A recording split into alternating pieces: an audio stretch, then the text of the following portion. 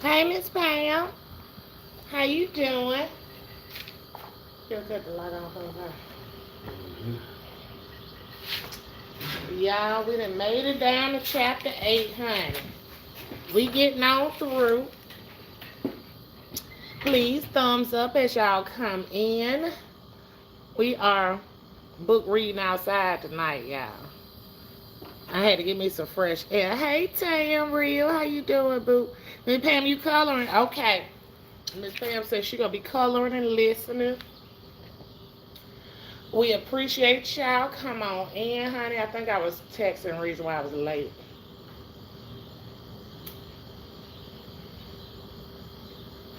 I usually be on time for the book reading. I'm throwing shit, y'all. All right, y'all. We are on chapter 8 of the Untold Secret. We've been reading through this pretty quick, so that's a good thing. Let me finish puffing, and I'll move right along. But so far, what do y'all think about it? Honey, these chapters been something serious.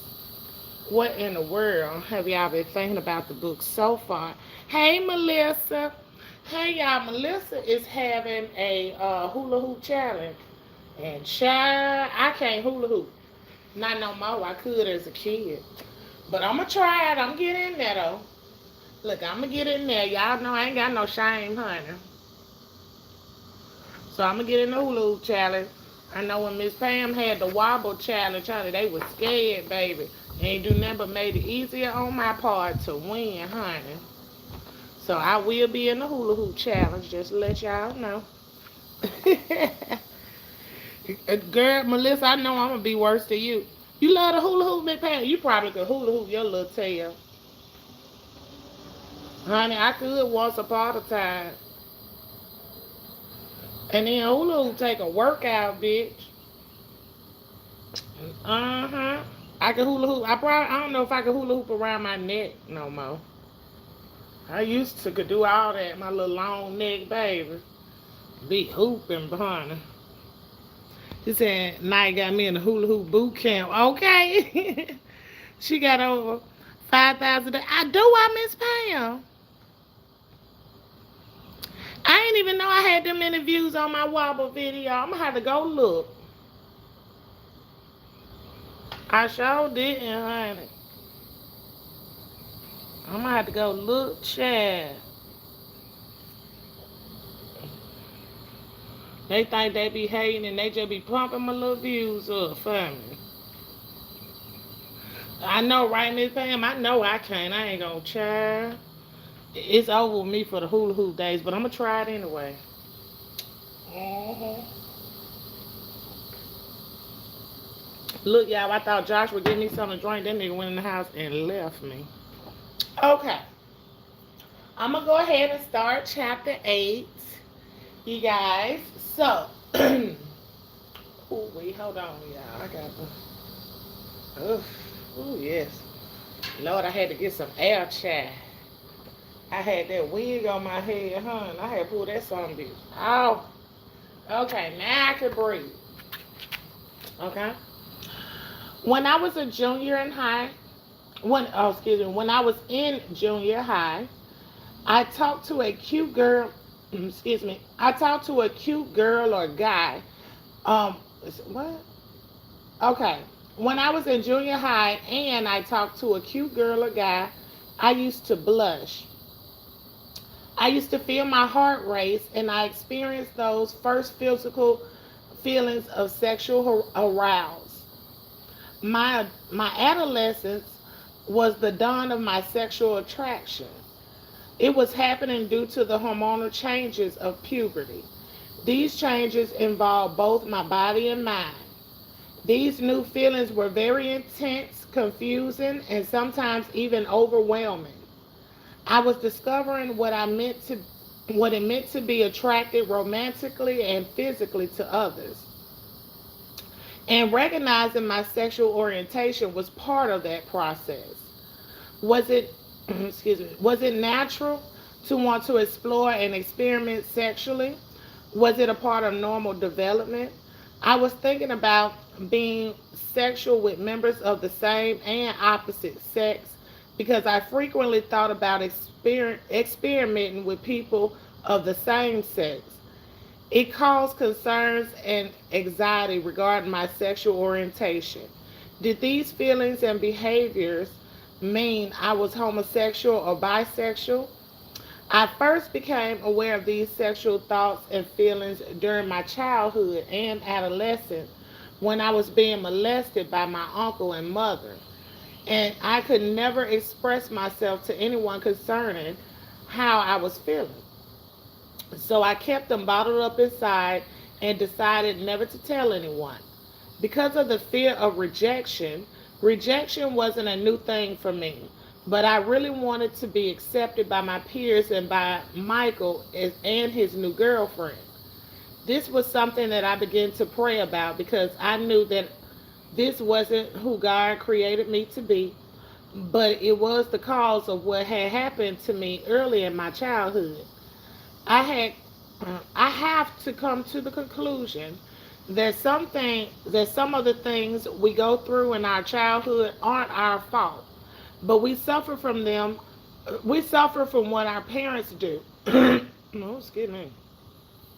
And it's up to us when we become mature enough to make the choices to continue in the lifestyle or to come out and be healed, delivered, and set free from our past situations. I truly believe that after we became infected with certain situations, we can become we become the cure for those situations. As I re-entered school, I had to deal with all these emotions and feelings, and I tried to figure out if it was normal. Oh shit. This was a hard thing to do because I began to get bullied in school because of my very noticeable feminine ways. My voice got soft. I began to twist while walking, and I would look at other boys in a way that felt comfortable. This thing was overtaking me, and it was so strong that I wanted to act out on what I felt. Michael continued to pray for me. I never wanted to become an embarrassment to him. He had done so much for me that if I would become an embarrassment, I felt he would disown me and throw me away, just like everyone else had.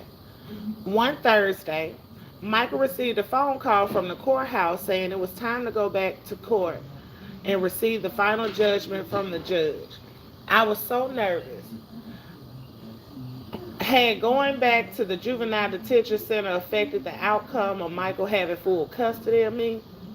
Monday arrived and we were preparing for court. I really didn't want to go, but I had to be a big guy and go face the music. We received a knock on the door and it was Camila. She gave me a hug and said, "I'm here with you and I want you to be strong and know that I am here with you for the rest of your life." That was a hard pill to swallow because the last woman who said that to me hurt me beyond measures. We arrived at the courthouse and once again all my family showed up and the people from the hospital showed up. As we gathered outside the courtroom, I heard Big Mama say, "Sugar, it's going to be all right." I looked at her and shook my head. When we entered the courtroom, my mother was sitting on the left side.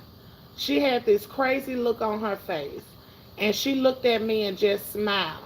The judge came in the courtroom, got real quiet, like to the point where you could hear a rat breathe. And he opened a piece of paper and asked my mother if she had anything to say. She said, "Yes, Your Honor, I do." She stood up and said, "All my life I had to figure out how to raise my son. I had to become his mother and father. I know what I did was wrong. I never meant to hurt him. I just didn't know how to be a mother and a protector. I ask that you find it in your heart to forgive me, and you know I love you, right?" And she said, and as she sat down, She laughed. That was the most hurtful thing. I knew she wasn't sincere in that, and that she was saying, and what was she was saying? She wanted the judge to think that she was, but all of us knew her by her last testament, by her last statement. Shit, I had to put a whole nother word there. By her last statement that she was blowing smoke to save face. The judge finally read the paper and gave us the decision. Michael had full custody of me, and my mother would go to state prison for 3 years. I was so upset. Only 3 years for all the hell she put me through. For every time she molested me, she only got 3 years. I could have slapped the judge for days.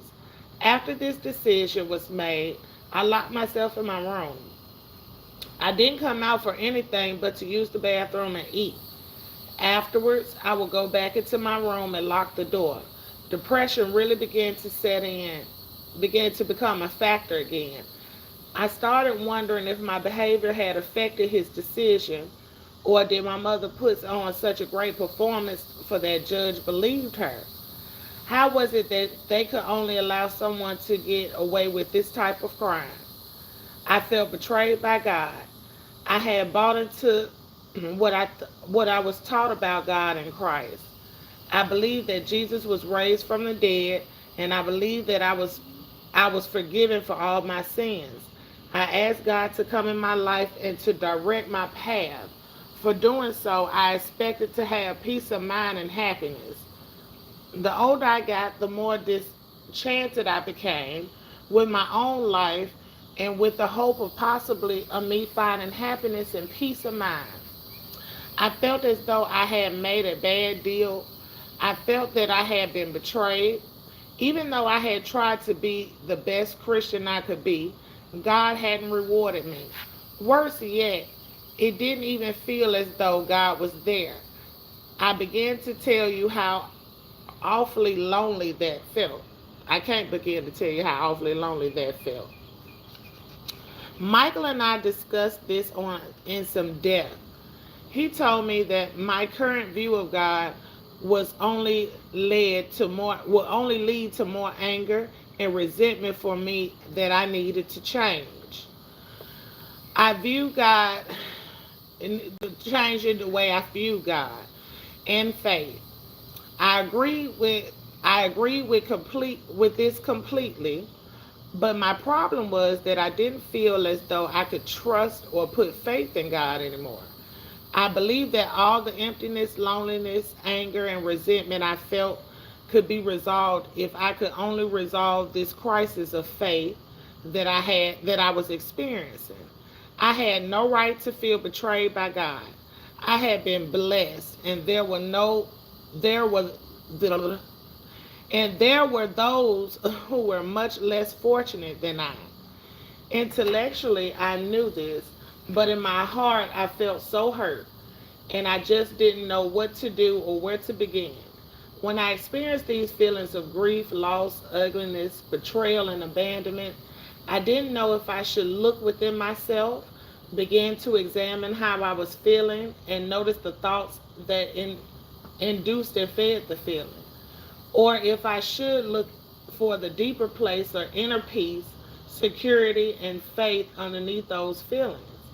How could I have no fear of reality or no doubt of everything was going to be great? Even as oh Lord, come on, Miss Pam.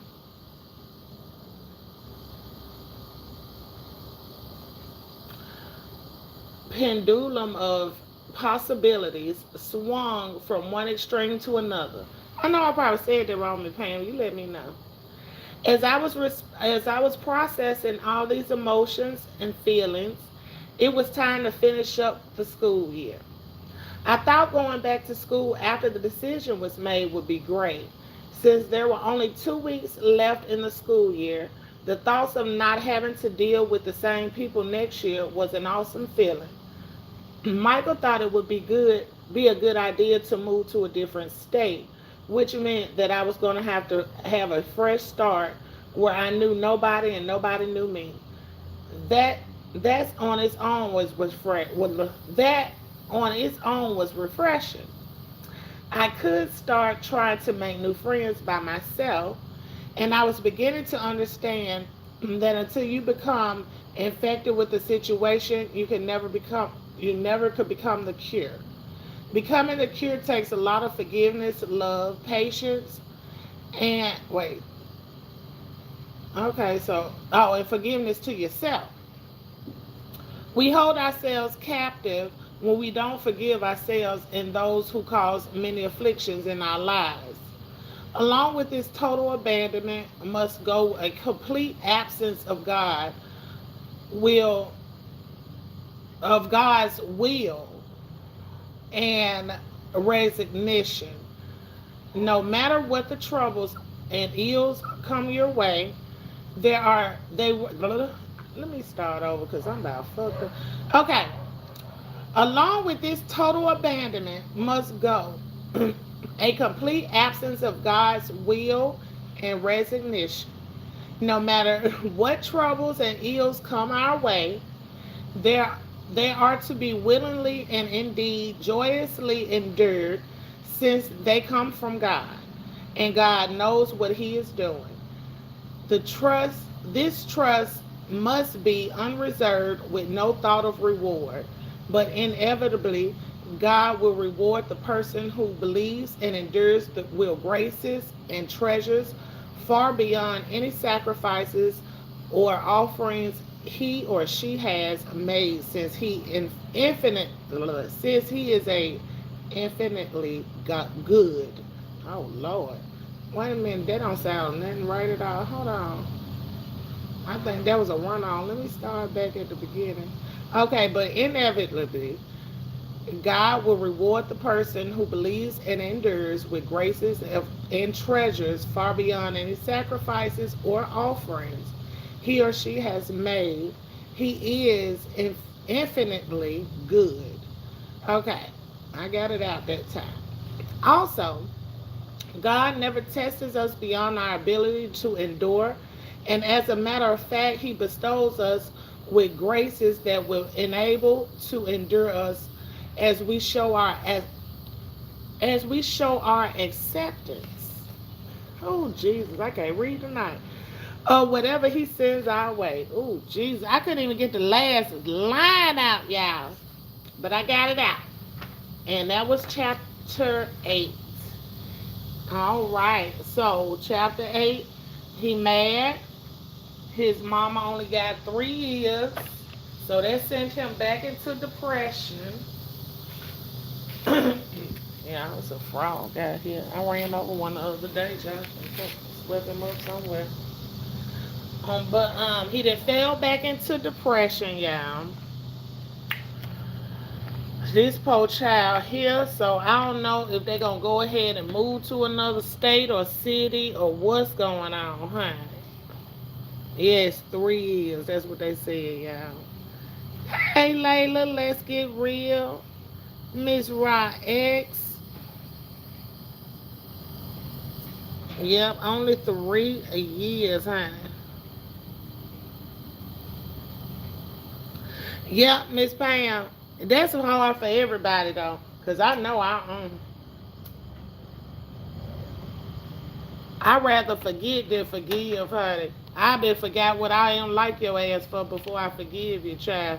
I be like, I don't like that bitch. Like, what she did here? I don't know. It been 20, 30 years ago, but I don't like that bitch. That's how I am, so I know. You need another chapter tonight.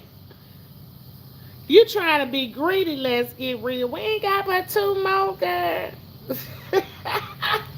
She said, "Baby, go ahead. Let me see. Chapter 9 isn't that long either. Let me see. Uh, no, chapter 9 is a few pages. Chapter 9 is longer, matter of fact. Yeah. Yeah, chapter 9 is pretty long, so that might be where the juice at, girl. So we gonna wait, girl. I think let's get read chapter 9 a little bit longer. Hey, Grady, baby.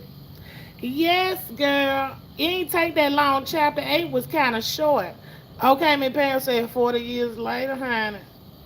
I'm still waiting for my damn Tupperware. Let me tell you, Miss Pam, I seen my cousin the other night, and we was at somebody else's house. The reason why I ain't bring it up, honey, that bitch been on me $20 for I don't know how many years. Then took all kind of trips and shit and everything. I said, baby, my $20 carry your ass a long motherfucking way, ain't it? Baby, and it ain't like I ain't never asked her for it. Okay? Because I didn't ask for my motherfucking money. Had nerve not to speak. You better act like you don't see me because you know what I'm going to bring up and what I got to talk about. That hot 20. Yes, I'm that motherfucking petty bitch. Grown ass bitches running around here fucking and sucking. You shouldn't ask nobody for no motherfucking money except for a nigga that's laying up in your face. And that's just the real shit about it. But, you know, it's a lot of these bitches, baby. They scared to ask for any goddamn thing, honey. Mm-mm. Bitch wake up the next day with a wet ass and no gas. Get the fuck up out of here. Where they do that at? Anyway, I had a flashback, y'all. I bought my motherfucking $20, bitch. I'ma save it, Big Pam. Pam said, let's save it, honey. Yes. Yeah. She done burned her bridge over $20. Yes. Because you know why? Let's get real. You know, you got certain people, right, that come around when they ain't, you know what I'm saying, up to other people's notches, you know. So when they feel like they are up to other people's notches, they go and, you know what I'm saying, they ain't miserable around them. They be living their best life around them, but they want to bring all that sad shit around you and all that broke shit around you. Bitch, don't do me. You go rock with the motherfucking bitches that you goddamn kick it with. And that should be who you need to be able to ask for some money. And that's just some real shit. You know, the people that I fuck with, you know, we can ask each other for something, but we already know we ain't gonna sit up here and owe each other and then be on here flossing like, yeah, I'm gonna do that. Hold up, bitch. What, oh, you went and did that? You just forgot about me, huh? Huh? Girl, gone on now. You ain't got to do that shit, baby. So that's an easy way to burn your bridge with me. Half a tank of gas, okay? Okay? Babe, better treat me like that nigga you fucking and don't ask me for shit. I'm just saying, honey. It's a lot of about like that. It's a few of them on YouTube with the same child. They pick them up out of grocery stores and feed them that little 1-2 packs of meat they been bought. Motherfucker don't even bring a goddamn grocery bag over. Fuck out of here. Just playing the ass for nothing. All right, y'all. I'm going to holler at y'all later. Y'all have a good night. And y'all already know about the raffle tomorrow. So I'm going to see y'all asses there. I might be to pop up back live or something. But yeah, the raffle probably going to be, I know it's going to be it's going to be long tomorrow. I'm just going to tell you that now. I know that. So, and walk away, period, Miss Pam. Okay? But y'all have a good night, and I'm going to holler at y'all later. Like this video on y'all way out. And y'all can rewind it. It's not that long.